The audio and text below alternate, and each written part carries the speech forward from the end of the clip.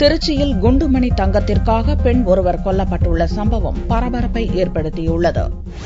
திருச்சி மணல்மேட்டுப்பட்டியைச் சேர்ந்த பழனிசாமி என்பவரின் மனைவி பாலாமணி வழக்கம்போல் ஆடு மேய்க்கச் சென்றவர் வீடு திரும்பவில்லை. வெடுகப்பட்டி அருகே பாலாமணியின் தாலி கொடி கிடந்தது. போலீசாரின் தீவிர விசாரணையில் அப்பகுதியில் சீட்டு விளையாடும் மருதபாண்டி என்பவர் 2 கிராம் குண்டு மணிக்காக பாலாமணியை கொன்றது தெரியவந்தது.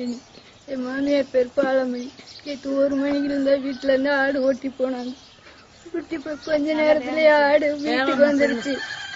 நான் ஆளு வரலன்னு திரும்படி தேடி போய் கண்டுபிடிக்க முடியல. திரும்படி ஒருத்தவங்களை கூட்டிட்டு தேடி வழியா அலைஞ்ச. அவங்க கொண்டு போன பொருள் எல்லாம் ஒவ்வொன்றும் ஒவ்வொரு இடத்துல கிடந்துச்சு.